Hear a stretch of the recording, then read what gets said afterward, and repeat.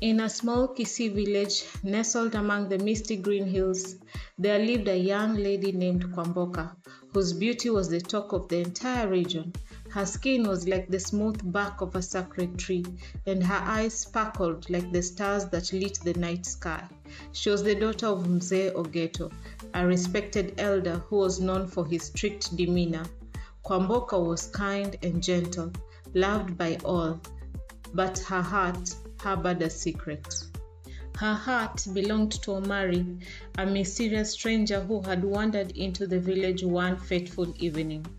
No one knew where Omari had come from or what brought him to the village, but his presence stirred something deep within Kwamboka. Their eyes met, and it was as if the universe had conspired to bring them together. Despite the whispers of the villagers and the disapproving glares of her father, Kwamboka and Omari's love blossomed in secret, but their love was forbidden. You see, Kwamboka's father had already promised her hand to a wealthy suitor from a neighboring village, a man who could bring great honor and wealth to their family. Under the cover of darkness, Kwamboka and Omari would meet at the edge of the village, where the dense forest began. Here, they were free from prying eyes of the villagers. Omari would bring Kwamboka gifts from the forest, exquisite flowers, and small carvings that he had made from bones of animals. Kwamboka would tell him stories from her childhood, tales of her village that had been passed down through generations. The day finally came when Kwamboka and Omari could no longer bear to be apart. Defying tradition, they decided to marry in secret. They sought the blessing of the village elder, a wise old man who lived deep in the forest. The elder warned them of the dangers of defying tradition, but was moved by the sincerity of their love.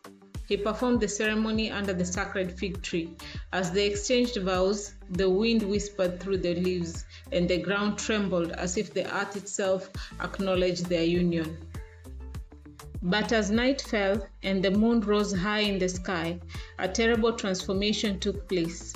Omari, who had always been distant and secretive about his past, began to change. His skin rippled and fur sprouted across his body. His bones twisted and reshaped themselves as he fell to the ground in agony.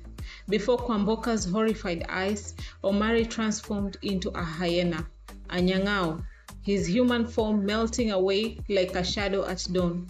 With a final mournful look at his bride, Omari turned and fled into the forest, his mournful howls echoing in the still night. Every night, as the village slept, Kwamboka could hear the heart-wrenching cries of Omari, the hyena. From deep within the forest, his howls were filled with sorrow and despair, a haunting melody that only she could understand.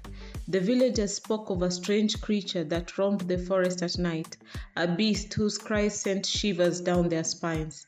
But they did not know that the creature was Omari, trapped in a form that was not his own, mourning the loss of his humanity and the love of his life. Unable to bear the separation, Kwamboka decided to venture into the forest to find her husband. Armed only with her love and determination, she followed his cries, braving the dangers of the night. For many nights she wandered, resting during the day and continuing her search under the cover of darkness. She passed through valleys shrouded in mist, crossed rivers where spirits of the dead whispered to her, and climbed hills where the winds howled like wolves. Finally, she reached the heart of the forest, where she found Omari's hideout, a dark, hidden cave surrounded by twisted trees and bones of animals. When Kwamboka finally found Omari, she was filled with both relief and fear. The creature before her was no longer the man that she loved, but a hyena, wild and untamed. Yet, her heart recognized him. She knew that deep within, Omari was still there. She approached him slowly, her hand trembling as she reached out to touch his fur. As her fingers brushed against his skin, something miraculous happened. Omari began to change, his fur receding and his body reshaping into that of a man. Omari stood before Kwamboka as the man she had married. They embraced, their hearts filled with joy and sorrow. But the curse was too strong, and soon Omari reverted to his hyena form. Despite this, Kwamboka's love for him never wavered. She decided to stay with him in the forest, accepting their fate. Together they built a life hidden away from the world. They found comfort in each other's presence, their love growing stronger every day. Kwamboka and Omari made a life for themselves in the forest, far from the eyes of the villagers. They lived simply, relying on the land for sustenance. Kwamboka learned to hunt and gather, and Omari, in his hyena form, protected her from the dangers that lurked in the wilderness. Despite the hardships, they found happiness in their solitude. Their love was strong, and their days were merry. In time, Kwamboka gave birth to a child, a beautiful baby boy with eyes as bright as the stars. They were a family complete in their love. Even though the world had turned its back on them, Kwamboka would sing lullabies to her child, songs that her mother had sung to her, filled with the wisdom and traditions of the Kisii people. Omari, though still cursed, would watch over them, his heart filled with a love so deep that it transcended his suffering. But their peace was not to last. One fateful day, a group of hunters venturing deeper into the forest than they ever did before stumbled upon their hidden home. The hunters, hardened men with hearts of stone, were horrified by what they saw. A woman and a child living with the beasts. Their minds, clouded by fear and superstition, saw only an abomination. They did not see the love, the sacrifice, or the bond that held this family together. Without hesitation, the hunters attacked. Kwamboka was unarmed and defenseless. She tried to protect her child, but the hunters were merciless.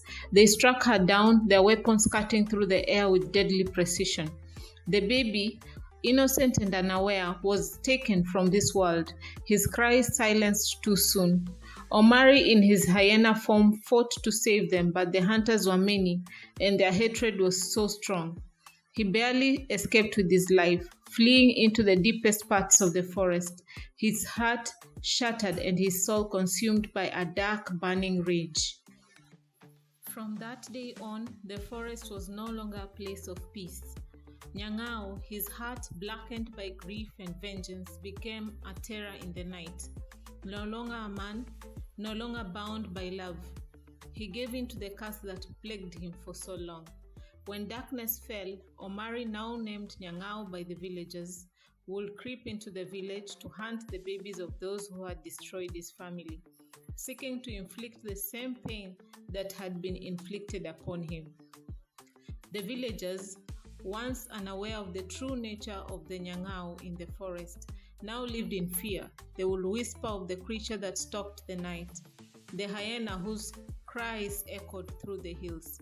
To protect their children, they began hiding their babies for the first year of their lives, hoping to keep them safe from Nyangau's wrath, until the day a young, expectant father decided to put an end to Nyangau's vengeful habits. But guys, that's the story of another day. Stay blessed.